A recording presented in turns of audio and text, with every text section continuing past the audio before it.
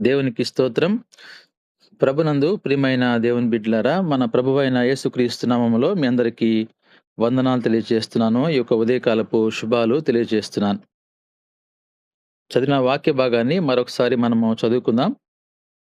యాకోబు పత్రిక 1 అధ్యాయము 17 వచనాన్ని చదువుకుందాం. శ్రేష్టమైన ప్రతి ఈవియు సంపూర్ణమైన ప్రతి వరమును పరసంబంధమైనదై జ్యోతిర్మయుడగు తండ్రి యొద్ద నుండి వచ్చును.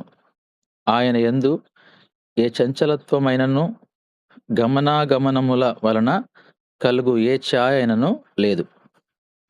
ప్రార్థన చేసుకుందాం. మహాగణుడా, మహోన్నతుడా, పరిశుద్ధుడా, నీకు స్తోత్రం నాయనా. ఈ ఉదయకాల సమయంలో తండ్రి మేమందరం కూడా చిన్న మందగా చేరాం ప్రభా, మీకు స్తోత్రం తెలియజేస్తున్నాం నాయనా. తండ్రి, ఈ యొక్క ఉదయకాలంలో నిద్ర లేచిన వెంటనే మొదటి గడియ మీతో గడిపే భాగ్యం ఇచ్చారు, మీకు స్తోత్రములు. ఎంతమంది ఉన్నారని కాదు కానీ ప్రభువా, ఇద్దరు లేక ముగ్గురు నీ నామమున కూడి ఉందురో అక్కడ మీరుంటారని చెప్పారు. అందుని బట్టి స్తోత్రం తెలియజేస్తున్నాం. మీరు మా మధ్యలో ఉన్న నమ్ముతున్నాం ప్రభా, మీకు స్తోత్రములు నాయన. చేరి వచ్చినటువంటి ప్రతి బిడ్డను బట్టి మీకు వందనాలు తెలియజేస్తున్నాను. వారి కుటుంబాలని జ్ఞాపకం చేసుకొని దీవించండి. వాళ్ళకున్నటువంటి ఆశ మీకు తెలుసు ప్రభువా. ఉదయకాలంలో దేవుని యొక్క సన్నిధిలో గడపాలని వచ్చారు తండ్రి. స్తోత్రములు నాయన. నాయనా, మీరు వారితో వాక్యం ద్వారా మాట్లాడండి నాయనా. వారికి మంచి జ్ఞానంతో నాయనా మీరు జ్ఞానం దయచేయండి తండ్రి. వినడానికి నాయనా మంచి మనసును, మంచి చెవులను మీరు దయచేయమని ప్రార్థన చేస్తున్నాను.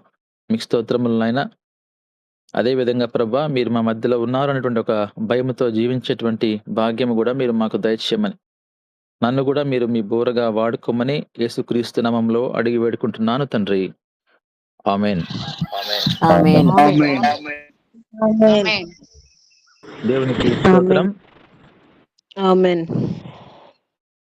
ప్రభునందు ప్రియమైన దేవుని బిడ్డలారా, ఈ యొక్క వాక్య భాగాన్ని మనం గమనించినప్పుడు శ్రేష్టమైన ప్రతి ఈవి కూడా, సంపూర్ణమైన ప్రతి వరము కూడా దేవుని యొద్ద నుండి వస్తుంది అనే విషయాన్ని మనం ఇక్కడ గమనిస్తున్నాం. కనుక మనము ఒక గొప్ప విషయాన్ని మనం తెలుసుకోవాల్సింది ఏంటంటే, దేవునికి శ్రేష్టమైంది అంటే చాలా ఇష్టం. ప్రతి విషయంలో కూడా మంచిది, అదే సమయంలో శ్రేష్టమైంది, అవి రెండు కూడా ఉంటాయి. అయితే మనం వాటిని గుర్తించాలి. ఏది మంచిది, లేకపోతే మంచి కంటే కూడా ఇంకా విలువైంది ఏమన్నా ఉందా? కనుక శ్రేష్టమైంది ఉంది. కనుక శ్రేష్టమైన దాన్ని మనము చేపట్టుకునే వారంగా, ఆ శ్రేష్టమైన దాని మీద మన మనసు నిలిపే వారంగా ఉండాలని ఈరోజు మనము ఈ వాక్య భాగాన్ని నేర్చుకోబోతున్నాం. ఆత్మీయ జీవితంలో శ్రేష్టమైనవి, దేవుని యొక్క వాక్య ప్రకారంగా జీవించే వారికి, ఆత్మీయంగా బ్రతికే వారికి శ్రేష్టమైనటువంటివి చాలా అవసరం జీవితంలో. ఒక చిన్న మనము ఉదాహరణ తీసుకున్నట్లయితే, మొట్టమొదటిగా ఆదికాండాన్ని మనం గమనిద్దాం. ఆదికాండము 4వ అధ్యాయము 3వ వచనాన్ని మనం చదివినప్పుడు, ఇక్కడ మనము కయీను, హేబెల్ గురించి ఇక్కడ మనం చూస్తున్నాం. అయితే కయీను మనం గమనించినప్పుడు పొలాన్ని మరి సాగు చేసుకుంటూ బ్రతికేటువంటి వాడు. హేబెలు గొర్రెల కాపరిగా ఉన్నాడు. చూడండి 2వ వచనంలో, తరువాత ఆమె అతని తమ్ముడగు హేబెలును కనెను. హేబెలు గొర్రెల కాపరి, కయీను భూమిని సేద్యపరచువాడు. కొంతకాలమైన తరువాత కయీను పొలము పంటలో కొంత యెహోవాకు అర్పణగా తెచ్చెను. హేబెలు కూడా తన మందలో తొలుచూలన పుట్టిన వాటిలో క్రొవ్విన వాటిని కొని తెచ్చెను. యెహోవా హేబెలును అతని అర్పణను లక్ష్యపెట్టెను. ఇక్కడ కయీను భూమిని సేద్యపరుస్తాడు, హేబెలు గొర్రెల కాపరిగా ఉన్నాడు. ఇద్దరు కూడా దేవుని యొద్దకు అర్పణ తీసుకొని వచ్చారు. అయితే కయీను గురించి మనం చూసినప్పుడు, పొలము పంటలో కొంత యెహోవాకు అర్పణగా తెచ్చాడన్న మాట ఉంది. పొలములో మంచిది తెచ్చాడా, లేకపోతే శ్రేష్టమైనది తెచ్చాడా అని అక్కడ లేదు. కొంత తీసుకొనొచ్చాడు. మరి ఆ కొంత తెచ్చినటువంటి అర్పణ అది మంచిది కాదో, లేకపోతే శ్రేష్టమైనది కాదో అది మరి కయీనుకి తెలియాలి. తర్వాత మనం చూసినప్పుడు హేబేలు గురించి చూస్తున్నాం. హేబేలు గురించి మనం గమనిస్తే తన మందలో తొలుచూలున పుట్టిన వాటిలో క్రొవ్విన వాటిని అనే మాట అక్కడ చూస్తున్నాం. హేబేలు యొక్క మనసును గమనిస్తే ఆ మందలో అతను గొర్రెల కాపరి గాబట్టి, ఆ గొర్రెల మందలో మంచిది అంటే తొలిచూలు ఏదైతే మొట్టమొదటిగా పుడుతుందో దాన్ని తీసుకుంటూ, అదే సమయంలో అందులో గూడా క్రొవ్విన వాటిని తీసుకున్నాడు. అంటే క్రొవ్వినది శ్రేష్టమైనదేమో. తొలిచూలు పుట్టినవాయి అవన్నీ గూడా మంచివే. అయితే అందులో గూడా కొవ్విన వాటిని కొన్ని తీసుకున్నాడు. ఇక్కడ మనం గమనించినప్పుడు ఒక గ్రూప్‌ని తీసుకుంటూ, ఆ యొక్క గుంపులో శ్రేష్టమైనటువంటి ఆ యొక్క గొర్రెను అతను తీసుకున్నట్టుగా మనం చూస్తున్నాం. కనుక ప్రభునందు ప్రియమైన వారలారా, వెంటనే దేవుడు హేబేలు యొక్క అర్పణను లక్ష్యపెట్టినట్టుగా మనం గమనిస్తున్నాం. ఇక్కడ నేను మీకు ఉదాహరణ కొరకు నేను చెప్తున్నాను. మనము శ్రేష్టమైనది దేవునికి అర్పించాలి. ఇది మనం మొట్టమొదటిగా నేర్చుకోవాలి. ఈ రోజున మనము మందిరానికి వెళ్ళినప్పుడు, నీవు దేవునికి అర్పించే ప్రతి కానుక దేవునికి ఈరోజు ఏమైతే నువ్వు సమర్పిస్తున్నావో, అవన్నీ గూడా శ్రేష్టమైనదిగా ఉండాలని మనము తెలుసుకోవాలి. నీ కానుక కంటే గూడా నీ హృదయాన్ని నువ్వు దేవునికి సమర్పించాలి. దేవునికి నీ హృదయము ఎంతో శ్రేష్టమైంది. ఆ యొక్క మంచి హృదయాన్ని నువ్వు దేవునికి సమర్పించేవాడిగా ఉండాలి. కనుక ఈ కయీను, హేబెలు గురించి మనం చూసినప్పుడు ఇద్దరు అర్పణ అర్పించారు గానీ, అందులో శ్రేష్టమైంది మనం చూస్తున్నాము హేబెలు అర్పణగా మనం గమనిస్తున్నాం. కనుక దేవుని దృష్టిలో శ్రేష్టమైనవి కొన్నున్నాయి. నేను మీకు సమయాన్ని బట్టి కొన్ని ఏదైతే మనకు సమయం ఉంటుందో ఆ సమయాన్ని బట్టి నేను మీకు కొన్ని తెలియజేస్తాను. మొట్టమొదట చూడండి, మొదటి సమూయేలు గ్రంథము 15వ అధ్యాయము 22వ వచనాన్ని మనం గమనించినప్పుడు, అందుకు సమూయేలు తాను సెలవిచ్చిన ఆజ్ఞను ఒకడు గైకొనుట వలన యెహోవా సంతోషించినట్లు, ఒకడు దహన బలులను అర్పించుట వలన ఆయన సంతోషించునా? ఆలోచించుము. బలులు అర్పించుట కంటే ఆజ్ఞను గైకొనుటయు, పొట్టేళ్ల క్రొవ్వు అర్పించుట కంటే మాట వినుటయు శ్రేష్టము. ఇక్కడ మనము 2 చూస్తున్నాం.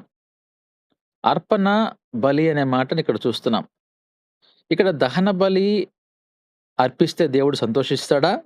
అనంటూ ఆలోచించు అనే మాట మనకే ఇక్కడ తెలియజేస్తున్నట్టుగా చూస్తున్నాం.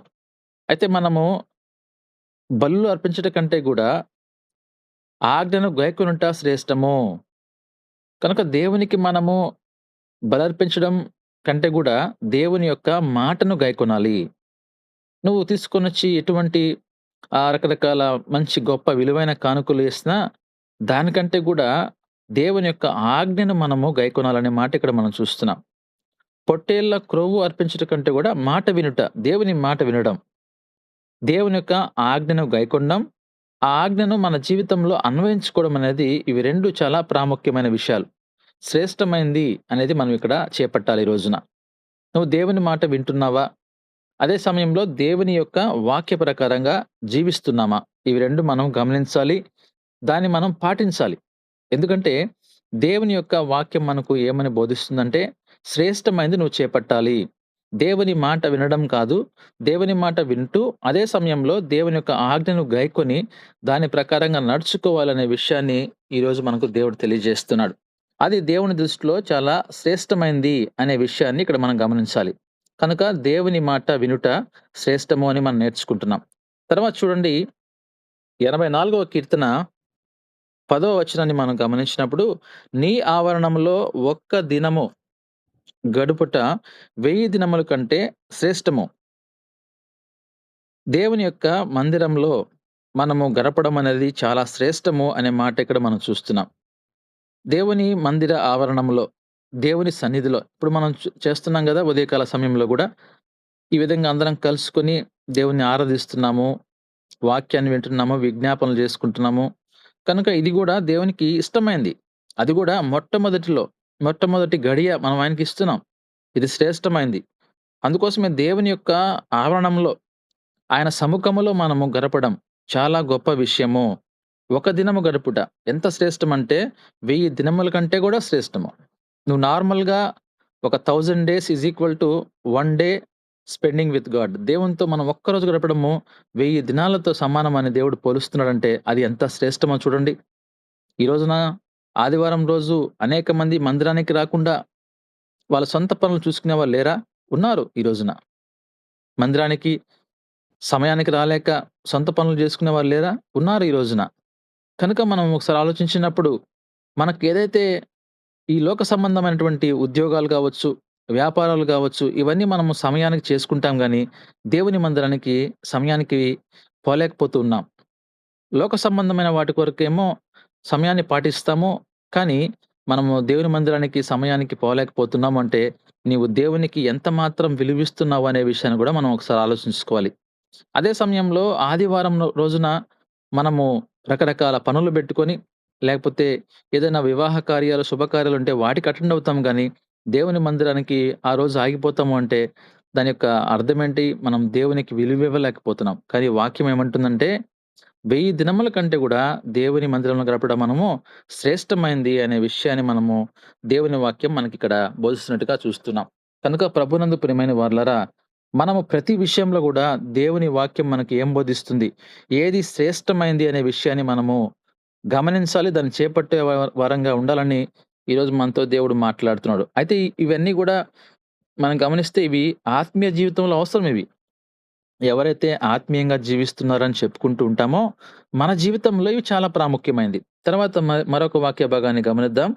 మొదటి కొరింథీ రాసిన పత్రిక 13 అధ్యాయము 13 వచనం చదువుదాం. కాగా విశ్వాసము, నిరీక్షణ, ప్రేమ ఈ మూడును నిలుచును. వీటిలో శ్రేష్టమైనది ప్రేమయే. ఇక్కడ మనము క్రైస్తవ జీవితంలో ఏమవసరమో ఇక్కడ ఆ 3 మనం గమనిస్తున్నాం. మొట్టమొదటిగా క్రైస్తవులకు విశ్వాసం అవసరం. విశ్వాసం లేకుండా మనము క్రైస్తవుడిగా జీవించలేం. ఎందుకంటే, ఆ విశ్వాసము ద్వారానే మనము ముందుకు కొనసాగుతూ ఉంటాము. యేసుక్రీస్తు వారు ఈ లోకానికి వచ్చినట్లుగా, యేసుక్రీస్తు వారు ఈ లోకంలో ఆయన పరిశుద్ధంగా, పవిత్రంగా జన్మించినట్టుగా, పరిశుద్ధంగా జీవించినట్లుగా, అదే సమయంలో ఆయన మన కొరకు, మన పాపాల నిమిత్తం ఆయన సిలువలో మరణించినట్లుగా, అదే విధంగా ఆయన తిరిగి మళ్ళీ మూడో దినమున లేచినట్లుగా ఇవన్నీ మనం చూసామా? చూడలేదు. కానీ మనలో ఏముంది? విశ్వాసం ద్వారా మనం ముందుకు కొనసాగుతున్నాం. అందుకే చూచి నమ్ముట కంటే చూడక నమ్మువారు ధన్యులు అనే మాట మనం గమనిస్తున్నాం. కనుక క్రైస్తవులకి మొట్టమొదటిగా ఏమవసరం? విశ్వాసం అవసరం. అయితే ఈ విశ్వాసం తర్వాత నిరీక్షణ అనేది అవసరం. నిరీక్షణ ఎందుకు? మనము ఈ లోకాన్ని విడిచిపెట్టినప్పుడు, ఈ లోకములో మనం ఒకవేళ కళ్ళు మూసినప్పుడు వెంటనే మనము పరలోకంలో కళ్ళు తెరస్తాము. మనకు మరణం లేదు. మనం ఎప్పుడు గూడా సజీవులుగా మనము దేవుని యందు జీవిస్తాము అనేది మనందరికి గూడా ఒక నిరీక్షణ. కనుక మనకు ఈ యొక్క లోకం అనేది టెంపరరీ అని మనం ఆలోచించాలి. ఎందుకంటే మనకు పర్మనెంట్ లైఫ్ ఏంటి అంటే పరలోకము. అక్కడికి మనము వెళ్ళాలా అంటే మనము ఆ నిరీక్షణ అనేది మనలో ఉండాలి. అయితే ఈ నిరీక్షణ కలిగి మనం జీవిస్తూ ఉంటాం. మన పూర్వీకులు గూడా ఈ లోకాన్ని విడిచిపెట్టి వెళ్ళిపోయినప్పుడు మనందరం గూడా ఈ మాట అనుకుంటూ ఉంటాం. మనము రాబోయే రోజుల్లో ఒకవేళ మనం గూడా ఇక్కడ కళ్ళు మూస్తే పరలోకంలో కళ్ళు తెరుస్తాము, మన పూర్వీకుల్ని కలుస్తాం అనేటువంటి ఒక నిరీక్షణతో మనం ముందుకు వెళ్తూ ఉంటాం. అదే సమయంలో ప్రేమ అనేది చాలా ప్రాముఖ్యమైనది. ప్రేమ గూడా దేవుడు అసల యేసుక్రీస్తు వారికి ఆయన నిజ స్వరూపము, ఆయన యొక్క సాదృశ్యము అంటే ప్రేమ. కనుక Jesus is equal to love అనే విషయాన్ని మనందరికి తెలుసు. అయితే అటువంటి ప్రేమామయుడు ఆయన మన కొరకు ఈ లోకానికి వచ్చి, ఆయన ఈ లోకంలో ఒక పశువుల పాకలో జన్మించి, మన కొరకు ఆయన పవిత్రంగా, పరిశుద్ధంగా జీవించి, ఆయన యవ్వన రక్తాన్ని మన కొరకు చిందించాడు అంటే గమనించండి. ఆయన యొక్క మరణ పునరుద్ధానములు మనం గమనించినప్పుడు మన కొరకు ప్రేమను చూపిస్తున్నాడు. మనల్ని ఆయన విలువైన రక్తాన్ని బెట్టి కొన్నాడు. అంత ప్రేమ ఆయన మన మీద చూపిస్తున్నట్టుగా మనం గమనించాలి. అటువంటి ప్రేమ గురించి మనం చూస్తే ఈ 3 విషయాలు గమనించినప్పుడు ఈ 3ను నిలుచును. వీటిలో శ్రేష్టమైంది ప్రేమ అనే మాట ఇక్కడ చూస్తున్నాం. అయితే ఈ మూడిట్లో మనకి ఏది శ్రేష్టమైంది? ఈ 3 ఉండాల్సిందే మన జీవితంలో. అయితే దేవుని దృష్టిలో విశ్వాసము, నిరీక్షణ అనేది ఒకవేళ మంచిగా ఉండొచ్చేమో గానీ శ్రేష్టమైంది మాత్రం ప్రేమే. ఎందుకనంటే యేసుక్రీస్తు వారు ఈ లోకంలో ఒక సాదృశ్యం చూపించాడంటే అది ప్రేమను ఆయన వ్యక్తపరిచాడు.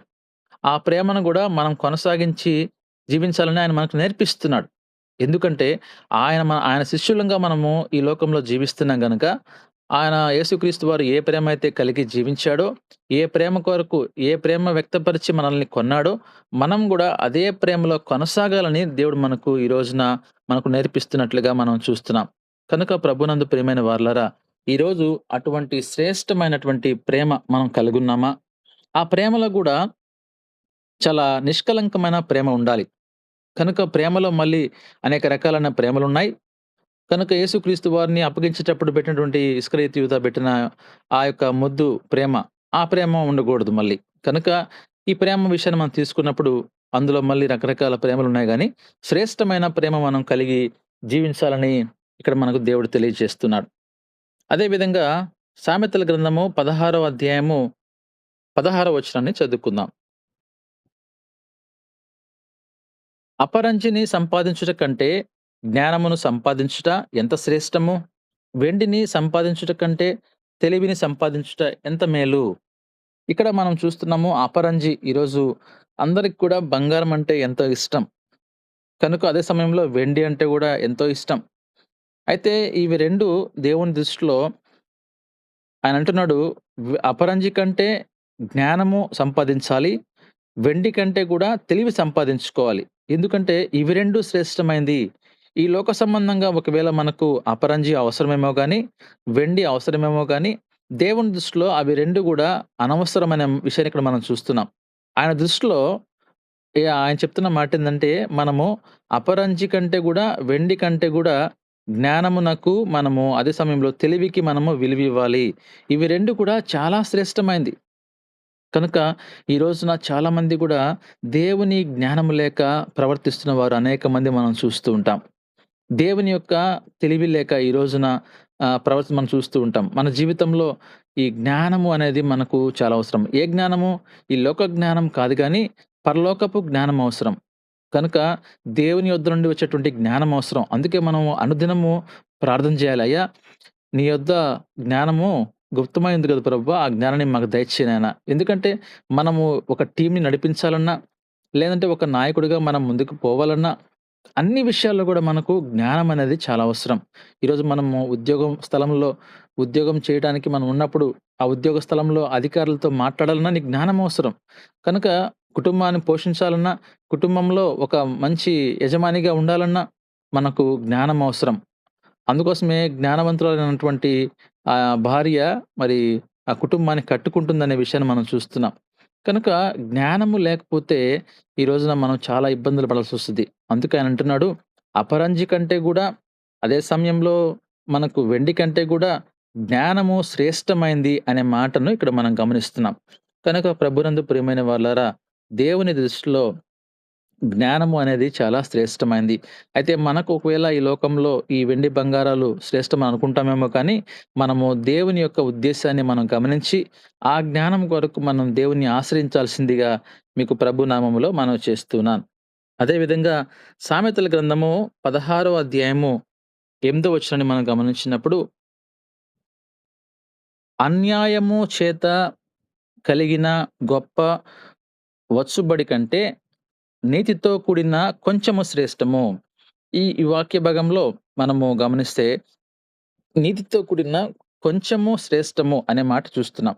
అన్యాయం చేత నువ్వు ఎంత సంపాదించినా, ఈ రోజున సంపాదించాలని ఎంతో మనం ప్రాకులాడుతూ ఉంటాం. మన కుటుంబాన్ని పోషించడం కొరకు, లేకపోతే ఇంకేదైనా సరే మనకు డబ్బు అవసరం కాబట్టి మనము పరుగులు తీస్తూ ఉంటాం. అయితే అన్యాయంగా ఒకవేళ నువ్వేదైనా తీసుకుంటున్నావా? ఈ రోజున ఉద్యోగం చేస్తూ ఉంటారు. వారికి చక్కగా గవర్నమెంటు కొంత జీతాన్ని ఏర్పాటు చేస్తూ ఉంటారు. అయితే మనము ప్రైవేట్‌గా పనిచేస్తున్నప్పటికి అక్కడ మనకు జీతం ఇస్తారు. అయినప్పటికి కూడా ఆ జీతాన్ని మరి పక్కన బెట్టుకొని అన్యాయంగా డబ్బులు తీసుకునే వాళ్ళు లేరంటారా? మనం దాన్నేమంటాము? లంచం అని పిలుస్తాం. ఈరోజు అలాంటి వాళ్ళు లేరా?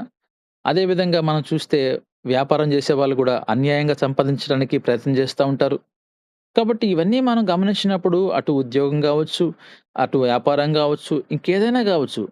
మనము అన్యాయం చేత గాని మనం సంపాదిస్తే అది దేవుని దృష్టిలో ఎప్పటికైనా సరే అది అన్యాయమే గనక అది అన్యాయంగానే వెళ్ళిపోతాయి. నువ్వెట్లయితే సంపాదిస్తావో ఏదో ఒక పరిస్థితిలో వెళ్ళిపోతాయి బయటికి. అది నువ్వు గమనించలేవు. ఆ తర్వాత నువ్వు బాధపడితే దానివల్ల ఉపయోగం ఉండదు. కనుక ఏదైతే నువ్వు దేవుని వాక్య ప్రకారంగా మనకేం చెప్తున్నాడు? నీతితో కూడినటువంటి కొంచెం శ్రేష్టము.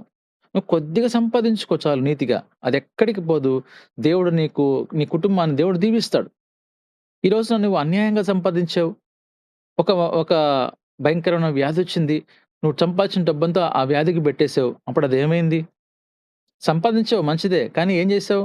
దేవునికి తెలుసు నువ్వెలా సంపాదిస్తున్నావనేది. అందుకే ఆయన అంటున్నాడు, "అన్యాయము చేత కలిగిన గొప్ప వచ్చుబడి కంటే నీతితో కూడినటువంటి కొంచెము శ్రేష్టము." ఆ కొంచెం కొరకు మనం ప్రాకులాడితే చాలు.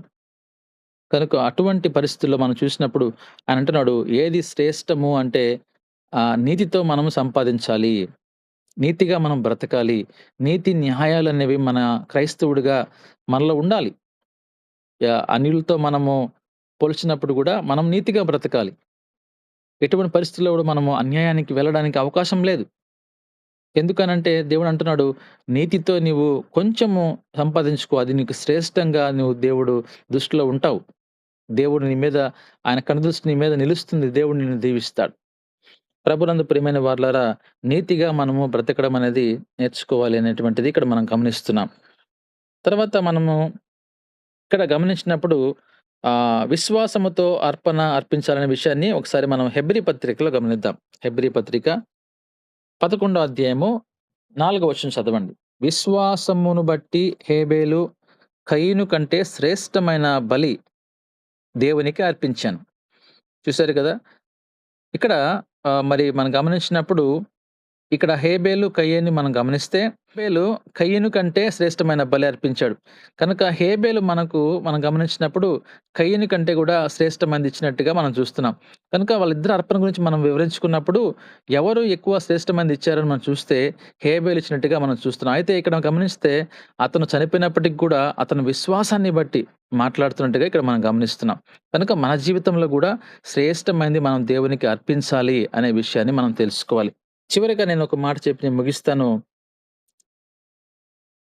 హెబ్రీ పత్రిక 11 అధ్యాయము 16 వచనాన్ని గమనించినప్పుడు, అయితే వారు మన మరి శ్రేష్టమైన దేశమును అనగా పరలోక సంబంధమైన దేశమును కోరుచున్నారు. ఇక్కడేముంది చూసారా? పరలోక సంబంధమైన దేశము కోరుచున్నారు. ఇక్కడ మనకు ఈ లోకంలో మనం జీవిస్తున్నాము. ఆ తర్వాత మనం చనిపోయిన తర్వాత పరలోకానికి వెళ్తాము అనే నిరీక్షణ మనలో ఉంది కదా! ఇవి 2 మనం కంపేర్ చేసినప్పుడు నీకు నీకు ఈ లోకం కొరకు నువ్వు జీవిస్తావా? లేకపోతే పరలోకం నీకు అవసరమా? అంటే ఏది మనకు శ్రేష్టమైంది క్రైస్తవులుగా? పరలోకమే మనకు శ్రేష్టమైంది. కనుక ఆ సత్యాన్ని మనము గ్రహించే వారంగా ఉండాల. అందుకే ఇక్కడ మనం గమనిస్తే దేవుడు మన కొరకు సిద్ధపరిచినటువంటి పరలోకము శ్రేష్టమైంది. ఈ రోజున మనందరం గూడా పరలోకానికి చేరడానికి ప్రయత్నం చేయాలి. అందుకోసమే ఈ లోక ఆశల వైపు వెళ్ళకుండా, ఈ లోకాన్ని ఎక్కువగా ప్రేమించకుండా, లోకంలో ఉన్న వాటిని ఎక్కువగా ప్రేమించకుండా, లోకస్తుల వైపు వెళ్ళకుండా, ఈ లోక అధికారి యొక్క మరి ఆజ్ఞను పాటించి ముందుకు వెళ్ళకుండా, మరి దేవుని యొక్క ఆజ్ఞను మనము పట్టుకొని దాని ప్రకారంగా జీవించినప్పుడు, ఒకవేళ ఇక్కడ నువ్వు కళ్ళు మూసినప్పటికీ పరలోకంలో నువ్వు కళ్ళు తెరుస్తావనే విషయాన్ని గ్రహించాలి. అందుకే ఇక్కడ మనం గమనించినప్పుడు మరి శ్రేష్టమైన దేశము ఏదనగా పరలోక సంబంధమైన దేశము. కనుక పరలోక సంబంధమైన దేశానికి మనము శ్రేష్టమైనదిగా మనం గమనించాలి. అందుకే మనము లోకము వైపు వెళ్ళడానికి అవకాశం లేదు. మనం క్రైస్తవులుగా, ఆత్మీయులుగా మనం జీవిస్తున్నప్పుడు మనము పరలోక ప్రయాణం కొరకు మనం సిద్ధపాటు కలిగి మనం బ్రతకాలి. ఎందుకంటే మన యొక్క శాశ్వతమైన జీవం ఎక్కడంటే మనం జీవించేది పరలోకంలో అనే సత్యాన్ని మనం గ్రహించాలి. కనుక ప్రభునందు ప్రియమైన వారలారా, కొన్ని విషయాలు మనము ఇప్పుడు ధ్యానించాం. దేవుని మాట వినుట శ్రేష్టము అని తెలుసుకుంటున్నాం. దేవుని ఆవరణంలో గడుపుట శ్రేష్టమనే విషయాన్ని తెలుసుకుంటున్నాం. ప్రేమ శ్రేష్టమైనదని తెలుసుకుంటున్నాము. అదే సమయంలో జ్ఞానము చాలా శ్రేష్టమని తెలుసుకుంటున్నాము. అదేవిధంగా నీతితో కూడినటువంటి కొంచెమైనను శ్రేష్టము. అదేవిధంగా విశ్వాసముతో అర్పించినది శ్రేష్టము. అదే సమయంలో మన కొరకు దేవుడు సిద్ధపరిచిన పరలోకము శ్రేష్టము. కనుక ప్రతి విషయంలో గూడా ఏది శ్రేష్టమైంది మనకు బైబిల్ ప్రకారంగా మనకు దేవుడు ఏమని బోధిస్తున్నాడు అనేది మనం గ్రహించి, ఆ శ్రేష్టమైన దాన్ని మనం పట్టుకొని మనం జీవించినప్పుడు దేవుడు మనల్ని, మన కుటుంబాల్ని దేవుడు దీవిస్తాడు. కనుక ఈ కొద్ది వాక్యాన్ని దేవుడు మన హృదయంలో భద్రపరిచి దేవుడు దీవించునుగాక. ఆమేన్. అందరికి వందనాలు. Praise the lord.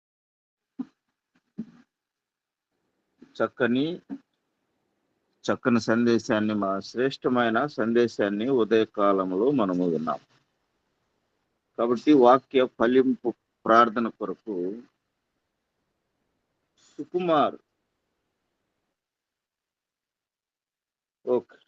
సుకుమార్ లేడు కాబట్టి మహాకనికరము కలిగిన మా తండ్రి మోహనుడా, మీ నామను బట్టి నీకు వందనాలు, స్తుతులు, స్తోత్రాలు చెల్లిస్తున్నాం. ఎవరే కాల సమయంలో ఈ గూగుల్ మీట్ ద్వారా నీ దాసుని మరుగుపరిచి మీరు మాతో మాట్లాడిన మీ శ్రేష్టమైన మీ వాక్కుల కొరకు మీకు వందనాలు, స్తుతులు, స్తోత్రాలు చెల్లిస్తున్నాం.